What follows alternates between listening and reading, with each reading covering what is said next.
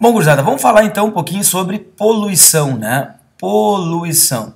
Primeira coisa que a gente tem que discutir é o que vem a ser poluição, ou como ela se forma, ou o que são poluentes, né? O que seriam poluentes, né? Que tem questões aí que vamos, por exemplo, fazer com que a gente possa ter uma certa dúvida do que é um poluente. Bom, primeira coisa, poluente é uma substância ou um conjunto de substâncias, substância ou conjunto de substâncias que não são do local, não são do sistema, do ecossistema. Então, por exemplo, sei lá, o que não tem no ar? Bom, não tem no ar ácido cianídrico, HCN. HCN, quando lançado para o ar, é um poluente. Não tem no ar natural partículas sólidas de carbono. Não existe. Isto é o homem que está largando numa queima incompleta, fuligem. Está largando fuligem. Fuligem não é do sistema, isto é uma poluição. Isto foi colocado no sistema sem que fosse dali. Ou então, teremos uma outra alternativa, ou então, algo ou uma substância que é dali, que é do sistema, mas está em quantidade excessiva. Algo que é do sistema, mas que está numa quantidade absurdamente a mais do que deveria. Por exemplo, o CO2 é da atmosfera natural, o CO2 é do ar, o CO2 está naturalmente no ar para ter um efeito estufa. O ecossistema gera CO2 no ar. Problema. Ele está numa quantidade muito excessiva, ele está numa quantidade muito além do que deveria estar. Então, se ele está numa quantidade excessiva, ele se tornou um poluente. Ele acumulou em quantidade excessiva e se tornou um poluente, mesmo sendo dali. Então, recapitulando e resumindo, poluição ou algo que não é do sistema e é colocado nesse sistema, ou algo que é do sistema, mas está em excesso. Tá? Então, esse é o resumo aí da ideia que eu quis passar aqui sobre poluente, sobre poluição. É tudo que não é do sistema, eu coloco lá e ele vai causar a poluição, ou é tudo que é do sistema, mas está em excesso, e aí ele torna-se um poluente, certo? Então, sobre a introdução de poluição, era basicamente isso. Vamos dar uma limpadinha e vamos começar com efeito estufa. Efeito estufa, gurizada. A primeira coisa que a gente tem que saber, é bom ou ruim o efeito estufa? O efeito estufa em si, ele não é problema, pelo contrário, ele é bom. Não só ele é bom, como ele é necessário para que haja vida na Terra. O efeito estufa, ele é necessário para que haja vida na Terra. Sem o efeito estufa, a temperatura da Terra não ia ficar nas famosas condições ambientais, naquelas habitáveis, naquela onde a água é líquida, onde a gente consegue desenvolver seres vivos. O efeito estufa, se ele não existisse, a temperatura da Terra ia ser menos 40, menos 50 em média. Sobretudo à noite, onde a gente não teria a incidência direta do Sol. Então, ele é bom, ele é necessário para quê? Para que a gente tenha uma temperatura habitável. Né? Uma temperatura habitável. Uma temperatura em que a gente consiga sobreviver. Certo? Bom, qual é o problema então, já que o efeito estufa é bom, ele é necessário? É o aumento excessivo do efeito estufa. O efeito estufa excessivo, em quantidade muito grande, ele causa um superaquecimento da Terra, ele vai causar um problema de derretimento de geleiras, ele vai causar um problema de mudança de ecossistemas, porque a temperatura da Terra vai estar lá meio grau a mais, 1 grau a mais, e isso já dá uma diferença muito grande no equilíbrio ambiental da Terra. Bom, qual é o grande problema disso tudo? Está aqui, ó. É o aumento da concentração dos gases que causam o efeito estufa. Pessoal, esses gases que causam o efeito estufa, como eu disse, eles são naturais, eles são da natureza. Né? Eles retêm o calor na atmosfera naturalmente para que a gente possa ter vida. Senão não teria vida na Terra. Aí, ó. O calor na atmosfera é retido naturalmente por esses gases que causam o efeito estufa. Então, qual é o grande problema aqui? Vamos mudar de cor para destacar. O grande problema aqui é o aumento da concentração desses gases. Então, tudo a ver com o que a gente tinha visto no início ali na poluição.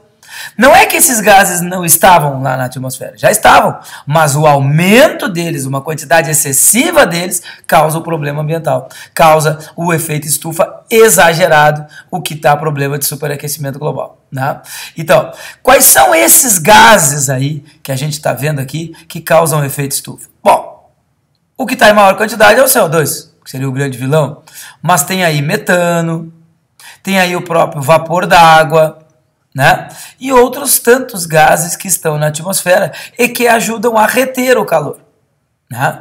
Então, o problema não é a presença desses gases, o problema é a quantidade excessiva desses gases, sobretudo CO2 e metano. Metano, que é o que mais retém calor, né? É o gás desses aqui que mais tem o poder de estufa, e o CO2 que está em maior quantidade. Então, individualmente, o metano é até pior em termos de efeito estufa que o gás carbônico. Só que é óbvio que tem pouco metano na atmosfera, tem muito mais gás carbônico. Então, o vilão do efeito estufa, o grande problema é o famoso dióxido de carbono, o famoso gás carbônico, né? Que está em uma quantidade muito grande hoje em dia, deveria estar numa quantidade natural, mas foi aumentado e aí se tornou um poluente, e um poluente bem importante, causando um efeito estufa exagerado, certo? Então, o princípio da ideia é essa: efeito estufa é bom, é necessário para que a Terra fique numa temperatura habitável. O problema é que o exagero dele, o aumento excessivo dele, causado pelo aumento da concentração, sobretudo de CO2, faz com que a gente tenha um aquecimento exagerado. É a mesma coisa que a gente em casa. Ah, tá um dia muito frio, o cara vai lá, pega 2 edredons, quem sabe uma manta, né? E fica bem quentinho. Agora, se tiver um dia meio fresquinho e tu vier com 10 edredons, 15 cobertor, mais uma manta, mais um poncho, mais um pala e mais um pelego por cima, é óbvio que tu vai destilar, é óbvio que tu vai suar, é óbvio que tu vai estar passando calor ali embaixo. E é isso que está acontecendo com a Terra, né? Um exagero de coberta, um exagero de cobertor, que no caso é a camada de gás carbônico que não deixa o calor passar. Ok? Bom, então vamos estudar direitinho, vamos entender o que é isso aí e quais são os grandes problemas disso tudo. Vamos dar uma limpada aqui, subimos aqui para o desenho. Observe o desenho. Nós temos naturalmente uma camada de CO2, aqui ó, em preto, essa camada de CO2 está aqui. Ó. O CO2 liberado pelas fábricas, aqui, liberado pelos automóveis que estão andando, liberado até pela própria natureza, né? Como tem decomposição, os próprios vulcões, enfim, o CO2 ele é gerado no ecossistema natural. É retirado da atmosfera pela fotossíntese. Né? Então, tu começa a retirar o CO2 pela fotossíntese, as plantas fazem fotossíntese e usam esse CO2 para poder gerar a sua energia. Então, eu retiro o CO2 pela fotossíntese e libero o CO2 naturalmente das decomposições, das transformações da natureza, dos vulcões, dos fenômenos geológicos, dos carros e das fábricas. Tá? É daí que sai o CO2. O que acontece? Isso forma uma camada de CO2. Vamos fazer de conta que está aqui a camada de CO2. O que acontece? Se essa camada é uma camada natural, a quantidade de calor que é retido aqui, como é que funciona? O CO2 deixa passar a luz, mas ele bloqueia o calor. Tá aqui, ó. O calor ele fica indo e voltando aqui, ó, nessa região, porque o CO2 não deixa. O raio de sol chega, a luz passa, o calor entra, mas não volta. O calor não volta, né? O calor fica se dissipando aqui nesse sistema, nessa atmosfera aqui embaixo da camada de CO2. O que acontece? Se essa camada de CO2 for muito grande, muito grossa, o que acontece? Não passa quase nada de calor. Todo o calor do Sol que entra aqui vai ficar retido. E isso causa o famoso superaquecimento. É como se fosse um lençol, o ideal, um lençol, uma manta de CO2, e eu tenho lá um super pelego, um super cobertor, uma camada muito grossa de CO2, pelo aumento do CO2 aqui. Agora, se eu te perguntar, Louquinha, qual é o grande vilão desse aumento de CO2? São as fábricas? Não, cara, não são as fábricas. O grande vilão, vamos dar uma subida, o grande vilão do aumento do CO2 está aqui. Caminhão, ônibus, transporte, trem, navio. O grande vilão do aumento da taxa de CO2 na atmosfera é o setor de transportes. Porque o setor de transportes queimando muito diesel, muito carvão, e a quantidade de carros, caminhões, trens, navios usando esses combustíveis e gerando CO2 é muito maior do que a quantidade de fábricas, né? Então, o grande vilão, não que as fábricas não vão poluir, elas poluem, mas muito maior a quantidade de CO2 gerada no setor de transporte do que no setor industrial, tá? Então isso tem que ficar claro para vocês. Vamos dar uma limpadinha aqui. E com isso, sendo o setor de transportes o grande vilão, tá aqui o nosso maior problema. Tá aqui o nosso maior problema. É escolher qual é o combustível ideal, né? Então vocês imaginem o seguinte, como é que eu vou analisar isso aí? O metano, para cada 1 mol do metano que eu queimo, eu vou gerar 1 mol de CO2. Tá, Pierre, mas metano é um combustível fóssil, gás natural? Sim, ele estava lá, está aqui a Terra, o metano estava lá embaixo da Terra. Esse metano embaixo da Terra, ele ia causar efeito estufa? Não, ele estava lá quietinho. Aí o que o homem vai lá? O homem vai lá, extrai esse metano e queima ele. Queimando ele, ele gerou 1 mol de CO2 e esse 1 mol de CO2 foi para a atmosfera. O que vai causar? Efeito estufa. Pergunto, este CO2 aqui, ele foi para a atmosfera porque ele já iria? Ou eu tirei debaixo da terra e fiz ele? Olha, eu tirei debaixo da terra e fiz ele. Então é 1 mol de CO2 que naturalmente estaria lá na atmosfera ou é a mais? É a mais. Ele não ia para lá. Eu criei, eu tirei debaixo da terra e obriguei esse CO2 a ir para a atmosfera e causar efeito estufa. Então, isso é um aumento de poluição. Mas é 1 mol só. Agora vamos ver o mesmo princípio. Está lá o petróleo embaixo da terra. Está lá o petróleo embaixo da terra. Esse petróleo tem gasolina, octano. O homem vai lá, explora esse petróleo e tira a gasolina. Esse octano, C8H18, que não estava na atmosfera, estava lá embaixo, foi retirado o petróleo, destilei e tal, gerei gasolina, queimei a gasolina, gerei 8 mols de CO2. 8 mols de CO2 que não iriam para a atmosfera. E eu estou inserindo na atmosfera original e causando efeito estufa.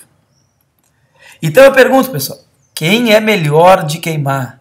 Gasolina, num táxi, por exemplo, que é transporte público, ou metano? Obviamente, além de ser mais barato o metano, que o taxista vai gostar, ele vai gastar menos. Mas ele é menos poluente, porque nenhum dos dois iria para a atmosfera. Mas ao queimar 1 mol de metano e gerar energia para mover o táxi, eu estou liberando 1 mol de gás carbônico.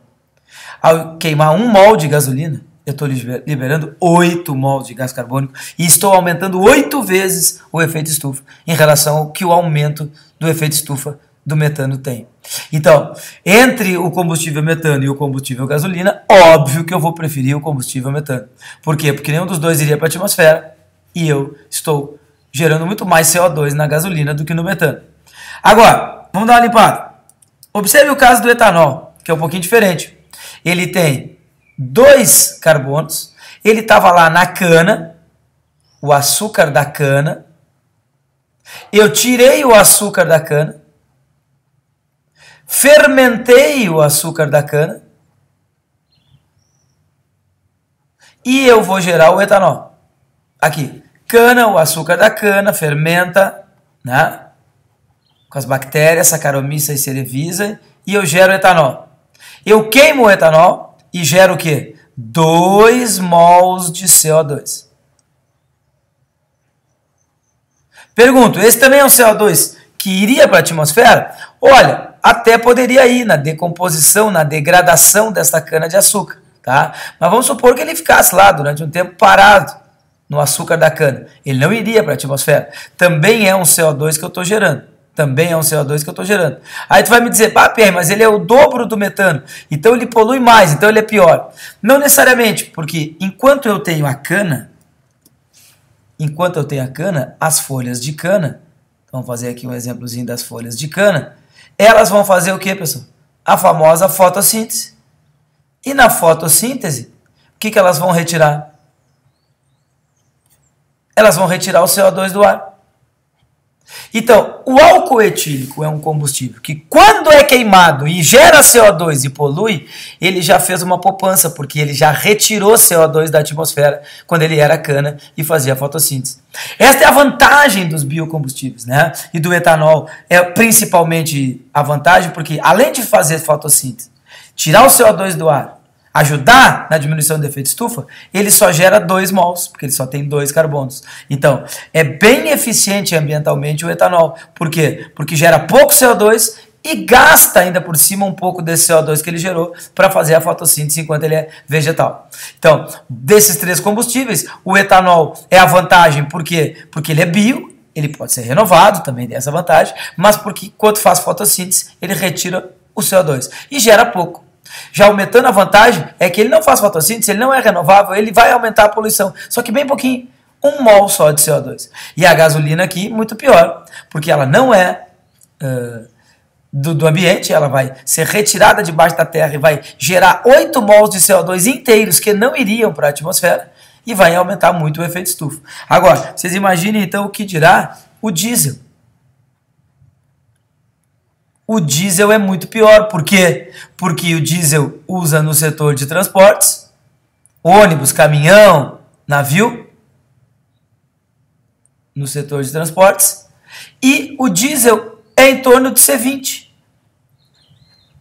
C20H42.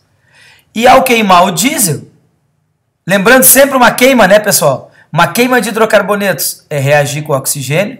O que vai dar? Os óxidos de carbono, ou seja, CO2, mais o óxido de hidrogênio, água. Aí para o balanceamento, 20 mols de CO2. Aqui nós temos 42 hidrogênios, então vai 21 de água. Tá? E com isso nós ficamos com 61 meios de oxigênio. Tá? 20 vezes 2, 40, com mais 21, 61 oxigênios. 61 meios vai dar os 61 oxigênios. Essa é a queima do diesel, essa é a queima da gasolina. Os dois vêm do mesmo lugar, do petróleo que estava embaixo da terra. Só que queimar o diesel é muito pior, porque vai gerar 20 mols de CO2 que não iriam para a atmosfera. E esses 20 mols de CO2 vão aumentar ainda mais a taxa de CO2 e vão aumentar ainda mais o efeito estufa. Certo? Então, olha aqui o grande vilão. Está aqui o vilão. É o diesel. Esse é o grande problema do efeito estufa hoje. Setor de transportes, queimar óleo diesel e gerar muitos mols de CO2 na atmosfera. Ok? Vamos adiante, então. Bom, gurizada, continuando poluição, vamos falar um pouquinho da famosa chuva ácida, né? Famosa chuva ácida aí que durante anos aí assolou a sociedade por conta da poluição, né? Sobretudo da poluição das fábricas, principalmente, né? Vamos ver assim, ó. Primeiro, a chuva é o quê? A chuva normal. Olha, a chuva normal, ela já é ácida. Levemente ácida. pH em torno de 6, devido à reação do CO2 que está no ar com a água. Então, esta frase aqui, ela é emblemática. Pierre, a chuva já é ácida, louquinha. Sim, já é ácida. Por conta dessa reação, o CO2 que está no ar reage com a água porque ele é um óxido ácido. Ele é um óxido ácido, que é aquele que reage com a água e forma o ácido carbônico. Só que o ácido carbônico ele é muito fraco. O grau de ionização dele é muito baixo. Inclusive, ele é instável, ele pode se decompor de volta em CO2 e água. Isso aqui estabelece um equilíbrio, e um equilíbrio muito pequeno de hidrogênios, que se estabelece aqui também. H+, HCO3-. Então, essa ionização do ácido carbônico é muito pequena. O ácido carbônico, então, tem dois equilíbrios, um que ele volta para o CO2 e água e um que ele ioniza. Se tiver bastante quantidade de CO2 na atmosfera, desloca o equilíbrio para formar o ácido carbônico. O ácido carbônico vai ionizar, mas vai ionizar bem pouquinho. Então vai dar um pH levemente ácido, um pH em torno de 6, 6,5, 5,5 no máximo, aí, causado pH com a chuva normal, a chuva natural com o CO2. O problema é a presença de óxidos de nitrogênio, NO2 principalmente, que vem das reações do nitrogênio.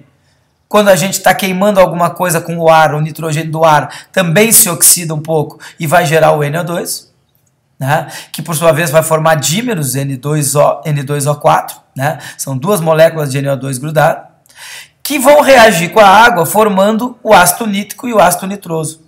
Na verdade, o que acontece é isso aqui. Ó. O NO2 é assim.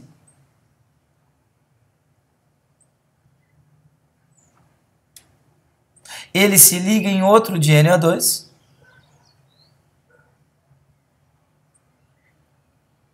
Porque ele tem esse elétron desemparelhado, tanto esse quanto esse aqui. Aí forma o N2 assim, o N2O4. E esse N2O4 reage com a água, quebra aqui, entra hidrogênio e entra oxigênio, vai formar duas moléculas de ácido. O ácido nítrico e o ácido nitroso. Ali. O ácido nítrico e o ácido nitroso. E o ácido nítrico é que é forte. E se ele é forte, ele causa chuva ácida. Então vamos recapitular, cara. Tem CO2 na atmosfera? Tem. Ele gera ácido? Gera. Mas gera o ácido instável, que estabelece dois equilíbrios. Mas mais do que instável, quando ele se ioniza pouco. Porque ele tem uma ionização fraca, baixa. Então é um ácido fraco. Isso vai dar um pH levemente ácido. Então, se cair na prova, a chuva normal é ácida? É, levemente, mas é. Essa chuva normalmente ácida de pH 6, ela causa problema? Não.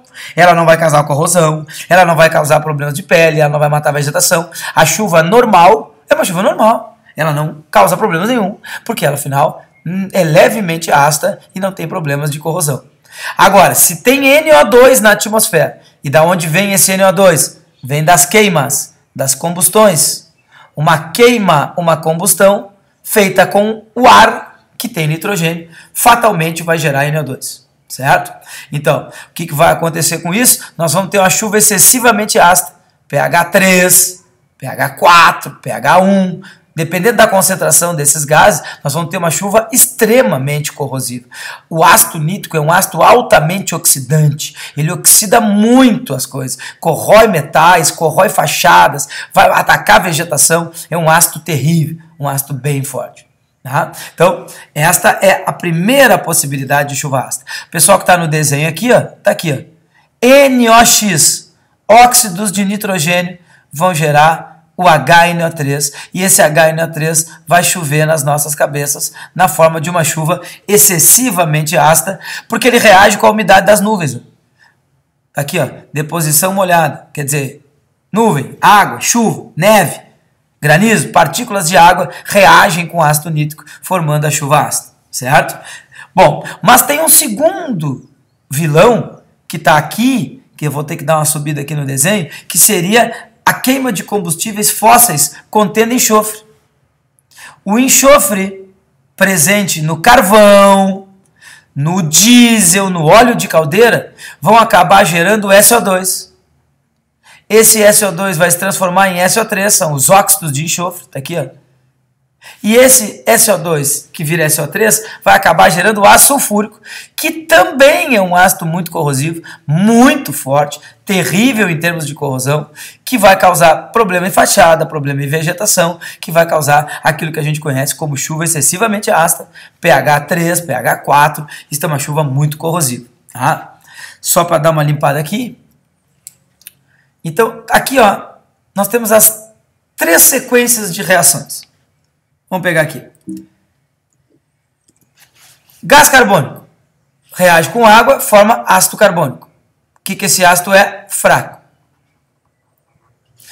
Óxido nítrico, óxido de nitrogênio, que na verdade nós temos o NO2, que 2 vezes NO2 com NO2 se junta e forma o N2O4, que reage com a água e forma o ácido nítrico e o ácido nitroso. Quem é o causador da chuva ácida aqui? O nítrico.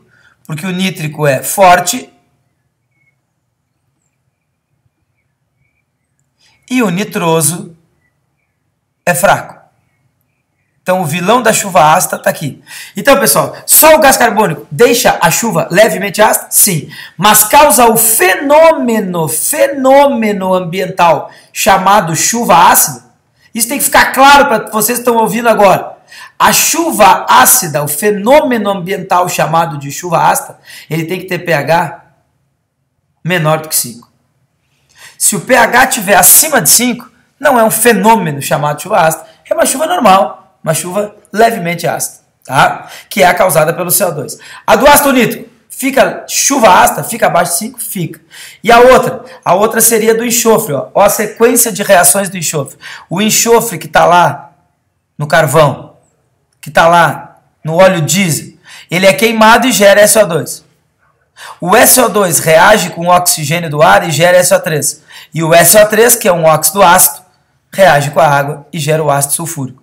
E o ácido sulfúrico é um ácido extremamente forte e causa essa chuva ácida.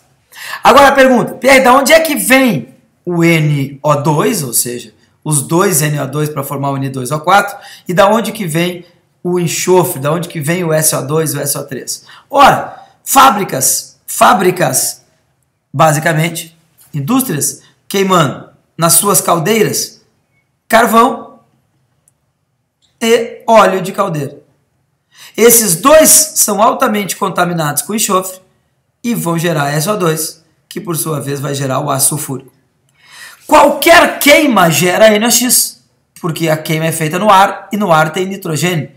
E o nitrogênio, ao ser queimado, vai gerar o NO2, que por sua vez vai gerar o ácido nítrico. Carros também. Por que carros está basicamente mostrando o NOx aqui? Porque os carros queimam gasolina, pessoal. Gasolina, metano. E esses não vêm contaminados com enxofre. Então eles só têm problema de gerar o ácido nítrico, né? O óxido que vai gerar o ácido nítrico. Não um problema de envolver enxofre. Tá? Eu quero lembrar também, deixa eu dar uma limpada aqui e subir, que há 2 anos atrás teve aquele evento no Chile, lá do vulcão, né? Então aqui estão as fotos, ó. E a grande coisa que tem no vulcão aqui, que a gente tem que destacar, seriam os gases sulfurados, né? SO2, SO3 e o material particulado, toda essa fumaça que tu tá vendo aqui, ó, isso aqui tudo é sólidos em suspensão, então tu tem partículas de enxofre. O próprio enxofre vai reagindo e vai acabar pegando a umidade e vai acabar gerando o SO2, que por sua vez vai gerar o SO3, que por sua vez vai gerar o ácido sulfúrico. Tá? Então eu quero te dizer que até em Porto Alegre os caras viram a presença de cinzas do vulcão aquele no Chile caindo em cima dos carros. Isto reage com o oxigênio, reage com a água e queimava os carros, queimava a pintura. Por quê? Porque está gerando ácido sulfúrico. Tá? Então, esses lagos, esses rios na volta do vulcão, aonde esse vulcão explodiu, nós temos com certeza uma acidez dos lagos, dos rios na volta, com certeza uma acidez do ambiente à volta, causada pelo enxofre liberado por esses vulcões, no caso o vulcão lá no Chile, que explodiu, certo? Então, basicamente, chuva ácida é isso. É uma chuva com pH abaixo de 5, causada basicamente por óxidos de nitrogênio, que vão aparecer em qualquer queima, e óxidos de enxofre, que vão aparecer quando eu queimo combustíveis contaminados com enxofre, que no caso seriam carvão e os derivados do petróleo mais pesado, óleo diesel, óleo de caldeira, ou então em situações como essa, numa explosão de um vulcão. O vulcão libera muito enxofre, muito material particulado contendo enxofre, que acaba queimando com a temperatura alta também dessa explosão do vulcão, acaba gerando SO3, que vai gerar ácido sulfúrico, que vai gerar chuva ácida, certo? Então, exemplos de chuva ácida que a gente trabalhou aqui. Vamos adiante. Bom, gurizada, então, última coisa sobre poluição, a gente dá uma discutida na destruição da camada de ozônio, né, na destruição do ozônio, causada por catalisadores aí, né, que estão sendo liberados, a sua grande maioria, pelo ser humano. Vamos ver um esquema aqui, rápido e resumido, para a gente poder depois partir para as reações. Qual é o princípio? O Sol manda a radiação ultravioleta, o VA, o VB. Essa radiação ultravioleta chega na Terra e é filtrada pelo ozônio, como vocês estão vendo aqui nesse azul mais escuro. Estou mostrando duas moléculas de ozônio filtrando mais os raios ultravioleta, chegando à radiação ultravioleta mais fraca. Percebam que o esquema aqui mandou 4 raios, mas um conseguiu atravessar. Tá? Esse é o natural, esse é o normal de uma camada de ozônio grossa, bem resistente. O que acontece? Durante muitos anos o ser humano produziu CFC, produziu e usou CFC. Esse CFC, que quer dizer cloro, flúor, carbono, resumindo, cadeias carbônicas que tem o cloro e o flúor, né? Por exemplo, aqui, dicloro monofluor metano, né? Um composto aqui, por exemplo, cloro, flúor e carbono, tá? Só para dar um exemplo. Esses CFCs eram usados em aerossóis, sprays, né? E em ar-condicionado e em geladeira. Certo? Aerossóis, ar-condicionados e geladeiras. Usado como gás propelente de aerossóis e como gás comprimido para se comprimir e se expandir para gerar o frio dos ar-condicionados e das geladeiras. O que acontece? Por que ele era usado? Bom, vamos para 2 princípios. Ele é praticamente inerte, ou seja, ele não se oxida, não oxida as coisas, ele praticamente não estraga, ele não reage às coisas, e ele também não, por ser inerte, ele não causa risco de explosão, né? Não é tóxico, não causaria risco de explosão, ou seja, para o ser humano era um baita gás. Por quê? Porque ele era usado como spray, ele era usado como propelente, não havia risco dele estragar as tubulações, não havia risco dele reagir reações muito importantes com as substâncias, com os materiais desses aerossóis, desses ar-condicionados, dessas geladeiras, e também quando liberado, não teria grandes problemas para o ser humano, porque afinal ele é inerte, não é tóxico, não teria grandes problemas. O problema que se descobriu é que ele foi sendo liberado. Então o ser humano foi usando, liberava spray, usava desodorante, usava tinta com spray, largava o CFC, Ar-condicionado, sempre tem um vazamentinho. Geladeira, sempre tem um vazamentinho. Vazava o CFC para a atmosfera, vazava o CFC. Então o CFC começou a ir para a atmosfera. O que acontece? Que depois nós vamos ver ali. Esse mesmo raio UVA e UVB quebra a molécula de CFC, gerando cloro livre. Tá? Então o que acontece? Esse cloro livre que sai do CFC, tá aqui ele, ó. Ele ataca a molécula de ozônio, quebrando a molécula de ozônio, pegando um oxigênio para ele e transformando esta molécula de ozônio em oxigênio. Ou seja, nesse nosso esquema geral eu tinha 2 de ozônio, veio o cloro para cá, ficou uma só de ozônio. Né? Eu tenho uma só de ozônio. Olha bem o desenho anterior, 4 de raios, passava 1, filtrava a grande parte. Agora, como eu só tenho uma de ozônio, 4 de raios, só filtrei 1, passaram 3. Aumentou a incidência da radiação ultravioleta sobre o ser humano. O que o ser humano tem que usar? Guarda-sol, tem que usar protetor solar. Né? Por quê? Porque está aumentando a incidência de radiação UVA. Mas por que está aumentando a incidência de radiação UVA na Terra? Porque tem menos ozônio para filtrar esse raio. Se tem menos ozônio para filtrar esse raio, a radiação incide mais forte sobre a gente. Né? Mas por que tem menos ozônio para filtrar esse raio? Porque os CFCs, e também a gente vai ver que os óxidos de nitrogênio atacam a molécula de ozônio, destruindo ela e transformando em oxigênio, o que diminui a quantidade de ozônio na atmosfera, sendo menos filtrado o raio ultravioleta, e aí aumentando a incidência de câncer de pele, de problemas de pele que a gente tem, ok? Então o resumo é esse, o raio UVA entra, o VB entra e é filtrado pelo ozônio. O ozônio pode ser destruído, catalisada a sua destruição, transformando em oxigênio pelos CFCs, que geram cloro livre, e pelos óxidos de nitrogênio. O que a gente vai ter que fazer? É ver o que a gente vai ver a parte química mesmo da história, né? O que acontece mesmo com esses CFCs e com os óxidos de nitrogênio, que eles catalisam essa destruição. Então, vamos dar uma limpada aqui. E vamos dar uma discutida aqui no esquema geral que acontece aqui com o ozônio, né? Nós temos aqui duas situações aqui, né? Vou mostrar para vocês aqui, tá? Sim, ficou bom, tá? Nós temos a formação do ozônio, por exemplo, né? Nós temos um átomo de oxigênio livre e uma molécula de O2. O raio ultravioleta quebra essa molécula de O2 em dois átomos de oxigênio livre. Um destes átomos de oxigênio livre se gruda a uma outra molécula de oxigênio, formando uma molécula de ozônio. Aqui, ó. Esse cara aqui é o ozônio, esse cara é o O3.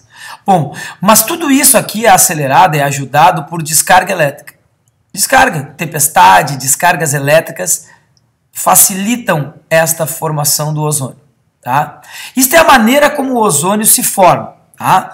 Agora nós vamos ter que discutir de que maneira o ozônio é destruído. Tá? Esta aqui então, pessoal, ela é acelerada por descarga elétrica, que não tem toda hora. Então é uma reação muito lenta, muito difícil, muito demorada. Por quê? Porque o O2, que está aqui, é estável, e o ozônio que eu formei aqui, ele é instável. Tá? Então, é muito difícil transformar o oxigênio, que é estável, em ozônio, que é instável, sem descargas elétricas. Então, isso aqui é lento, isso aqui é demorado, esta recuperação do ozônio. Deixa eu dar uma limpada aqui. Tá, mas e como é que se destrói o ozônio? Bom, o ozônio se destrói da seguinte maneira. A incidência de raios UVA e UVB, numa molécula de CFC, aqui, por exemplo, nós temos o triclorofluorcarbono. É uma molécula de CFC. Cloro, flúor e carbono. No caso aqui, o triclorofluorcarbono. O raio ultravioleta quebra essa molécula aqui, ó, e libera o átomo de cloro livre. Então aqui nós temos um átomo de cloro livre. Aqui, ó. Um átomo de cloro livre. O que esse átomo de cloro livre faz? Ele ataca aqui, ó, quebrando uma das ligações do ozônio, liberando um átomo de oxigênio e formando a molécula de O2. Esse átomo de oxigênio se liga no cloro, formando um intermediário. Aqui o intermediário, que é o ClO, o monóxido de cloro. Então, o CFC é quebrado pelo raio ultravioleta.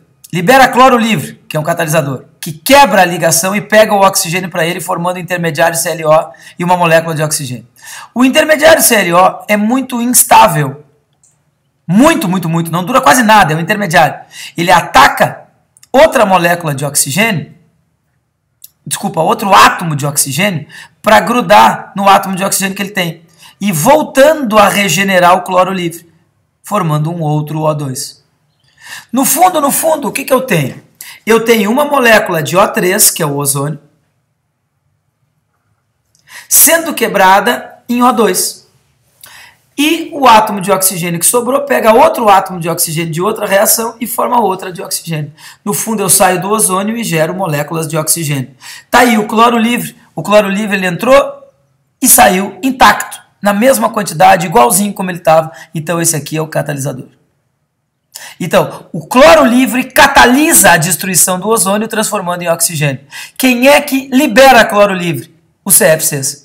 CFCs que são inertes, como a gente já viu, e que duram anos na atmosfera. Vocês imaginem que esse CFC vai poder estar aí durante anos na atmosfera, e já faz muito tempo que se proibiu o uso de CFCs em sprays e geladeiras e ar-condicionados, mas ele ainda existe na atmosfera. Por quê? Porque ele é inerte, ele dura. Então, cada vez que ele sofre essa reação, ele se quebra, mas aí ele gera cloro livre que vai ficar durante um tempo fazendo esta reação e detonando a camada de ozônio. Tá aí, para recuperar essa camada de ozônio, para recuperar esse ozônio, é do jeito que eu te mostrei antes, descargas elétricas, raio ultravioleta, quebra a molécula do oxigênio e forma a molécula de ozônio. Só que é muito mais lento, não é sempre que tem essas descargas elétricas para a gente poder recuperar, certo? Um outro cara que faz a mesma coisa, praticamente o mesmo processo, são os óxidos de nitrogênio, os NOx. Então, os óxidos de nitrogênio, junto com o CFC, vão fazer essa quebra da molécula de ozônio, transformando ela em oxigênio. Tá, e como é que eu recupero o ozônio? Recupero de forma lenta, com descargas elétricas, quebrando a molécula do oxigênio. Então, esse é o princípio. Os caras estimam que, lá por 2050, a taxa de CFC na atmosfera vai ser bem baixa ou nenhuma, e o ozônio já vai poder ter se recuperado. E a grande maior parte da camada de ozônio já vai estar recuperada e nós vamos estar filtrando melhor os raios UVA e UVB. Isso se até lá nenhum outro efeito ambiental for descoberto, nenhum outro efeito ambiental for causado aí, tá? Mas esse é o princípio. Para a gente encerrar, vamos limpar aqui, ó, e vamos nos dedicar a olhar as reações. Agora bem a parte química mesmo. Ó. Então, como é que funciona? Aqui eu mostrei para vocês. Vamos pegar aqui, ó, que eu mostrei para vocês. O CFC, triclorofluorcarbono, sofre a incidência do raio, quebra e gera o cloro livre. O cloro livre ataca o ozônio, formando o intermediário ClO e o gás oxigênio. O gás oxigênio fica. O ClO ataca outra molécula de oxigênio e libera um átomo de oxigênio. Esse átomo de oxigênio se liga no que o ClO já tinha, voltando a liberar o cloro livre e formar gás oxigênio. Na história toda, o que eu fiz? Eu peguei uma de ozônio e um átomo de oxigênio e formei duas moléculas de oxigênio. Molécula de ozônio, molécula de oxigênio sendo formado e átomo de oxigênio sendo usado. Agora, que papel teve o cloro? Foi o catalisador. Ele entrou, participou, se ligou, mas no final ele saiu intacto, pronto para catalisar tudo de novo, para atacar outra molécula de ozônio e assim por diante. Então, percebam bem o papel de catalisador do Cl. No caso dos óxidos de nitrogênio é a mesma coisa. O NO ataca a molécula de ozônio formando o NO2, rouba um oxigênio e libera o O2. Está aqui o primeiro O2 formado. O NO2 ataca um átomo de oxigênio, voltando a formar o NO e gerando outra molécula de oxigênio. Está aqui. Nos dois casos, eu gerei duas moléculas de oxigênio. Eu usei o NO uma vez e o Cl na outra. Ataquei o ozônio, destruí o ozônio e peguei mais um átomo de oxigênio que estava dando sopa em outra molécula para formar as duas de oxigênio. Percebam que o NO entrou, fez o que tinha que fazer e saiu novinho no final. Opa, então o NO é o catch. O NO é o catalisador. Certo? Então, se perguntarem, quem são os grandes problemas, os grandes responsáveis pela destruição da camada de ozônio? Os NOx, óxidos de nitrogênio, que vão acabar gerando NO. Esse NO ataca o ozônio, formando NO2, que depois ataca outro oxigênio, forma o NO de novo e forma o oxigênio. Então, no final das contas, eu destruí uma molécula de ozônio e transformei em duas de oxigênio. E quem faz a mesma coisa é o CFC, quando libera cloro livre, que catalisa atacando o oxigênio, formando ClO e depois regenerando o cloro livre. Tá? Então, pessoal, pontos importantes. Ozônio instável se transforma em oxigênio estável. Além de tudo, se eu tiver CFC e NOx, isto vai ser catalisado pelo NO, que é formado pelo NOx, e pelo cloro livre, Cl, que é formado pelo CFC. Esses dois atuam como catalisadores. Eles entram, reagem, destroem o ozônio e se renovam no final. Se eles se renovam no final, olha lá, eu tenho de novo, o NO, e eu tenho de novo o Cl livre para atacar mais ozônio e destruir mais a camada de ozônio.